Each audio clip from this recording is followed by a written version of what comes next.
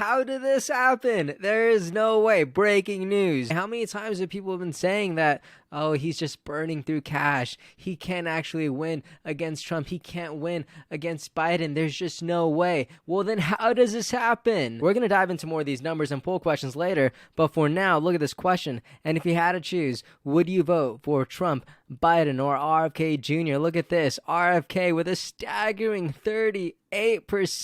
Do you believe it? RFK Jr. in response to all this news says, looks like the strategy of ignoring me in hopes I go away didn't work. Kennedy 24. One of the top comments here says that debate certainly forced many people to look at the alternatives. 100%. That reminds me of an article that I saw not too long ago saying here's how a Biden/Trump debate could help RFK Jr. And we are seeing this now. We're seeing this today in all these raw polls now being released. Now, over a week after the debates. It's crazy. Wow, another top comment says, first they ignore you, then they laugh at you, then they fight you, then you win.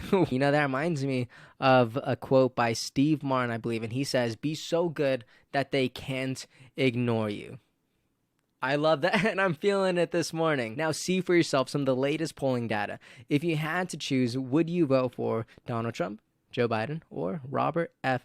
Kennedy Jr.? Donald Trump sitting at 30%, Joe Biden at 32%, and Robert F. Kennedy Jr. at 38%. Now let's keep going. If the 2024 election for president were held today and it was between Trump, the Republican, Biden, the Democrat, and Robert F. Kennedy Jr., the Independent, who would you vote for? Now, 43 are saying Trump, 38 are saying Biden, and only 19% are saying Robert F. Kennedy Jr. Now, let's keep going. If the 2024 election for president were held today and it was between the following candidates, who would you vote for? Trump, Republican Party, 40%. Biden, Democratic Party, 36%. Robert F. Kennedy Jr., Independent candidate, 14%. Cornel West, 2%. Jill Stein, 2%. And don't know is at 7%. Again, these are a lot of numbers, but I just wanted to read a lot of them because this is exciting, honestly. So between the four choices, which way do you lean right now? Trump, 29%. Biden, 22%. Robert F. Kennedy Jr., 39% as an independent candidate. That is wild. Also, surprisingly, but also not so surprisingly, if you've been following what's been happening right now with the Democratic Party being in massive scrambles, if the 2024 election for president were held today and it was between Donald Trump, the Republican, and Kamala Harris, the Democrat, who would you vote for? And Trump gets 49% and Kamala Harris gets 42%. Now that's interesting because when the same question was proposed, but it was only between Trump and Biden, if the 2024 election for president were held today and it was between Trump and the Republican and Biden, the Democrat, who would you vote for? Trump got 47% and Biden got 43%. Now, obviously, we're seeing this because we're kind of seeing a shift in media because, you know, for the past 3.5 years, people were attacking Kamala for not doing anything. And now, because of how devastating Biden has been, now we're starting to see Kamala Harris be kind of in the limelight once again. And look at what we've been seeing lately. This is from Forbes just a couple hours ago. Headline reads, Kamala Harris emerges as top Biden replacement. Here's how her record could hurt and help her against Trump. Now, I know a lot of people have a lot of mixed feelings about Kamala Harris. Some people love her, some people hate her. All I know is polling data doesn't lie. Kamala Harris is definitely going to be one of the top contenders if a Biden, leaves the race. That's not me. I'm not saying that. This guy on your computer screen, I am not saying that. All right? The data is saying that, and it is clear as day. What is not clear, however, is all these questions that are being proposed always include kind of like, if it's between Trump and Kamala, who's it going to be? And the only time Robert F. Kennedy is introduced in this mix is whenever he's an independent candidate, is whenever he is a third party, is whenever there is a Republican, a Democrat, and then him. And I don't need to tell you why that's problematic, but whenever you propose these questions, it makes it extraordinarily more difficult whenever there is a third candidate. And again, we have seen polls where it is a head-to-head matchup between Trump and RFK, and the results look very, very favorable. It does look like RFK Jr. could take the race, but he's not on these polls. Whether or not they're suppressing that data, whether or not they ask those questions, but we're not seeing them here and it's not public, who knows? I'm just saying It's not on here, and it probably should. If that's not a question that you're asking behind closed doors, it definitely should. If that's not a question that's coming up during all these polling calls, what are you doing? A week after the debate, it is absolutely ridiculous if you're not asking about a head-to-head between Trump and RFK. At this point in the race, it is absolutely ridiculous, and there's no excuses for that. I mean, look at this. Between the 5 choices, which way do you lean right now? Donald Trump, 27%. Kamala Harris, 29%. Robert F. Kennedy Jr., 37%. Colonel West, 40%. I mean, look at this for yourself. Between the 5 choices, which way do you lean right now?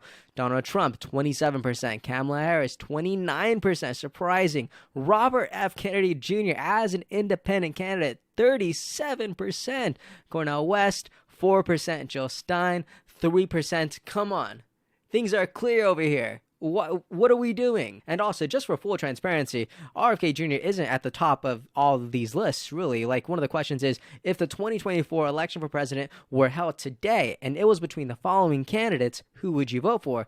Trump sits comfortably at 43%, Kamala sits okay at 38%, and Robert F. Kennedy Jr. is at 16%. Not great, but that's what this poll suggests. Now, obviously, this is all polling data, which means some of the numbers are inflated, some of them are deflated, and I do think part of the problem is explained right here in this subreddit by these users. One person says, the problem is independents and young folks are exceptionally bad at showing up. This will become a fight for turnout. If people really catch the vision and want to vote for RFK, they will show up. If it's just a protest vote because they don't want to choose a buffoon or a potato, then they aren't coming on election day. Someone responds and says, definitely don't count on their vote, but we won't know until November. A lot of young people mostly don't show up because they feel disenfranchised. Kennedy could inspire them to show up and vote. I absolutely 100% agree that a lot of young people have trouble with showing up at ballots because they just don't believe that their vote has a lot of value behind it. They feel that their vote doesn't have influence and that the results are going to be whatever they are going to be because of the Electoral College,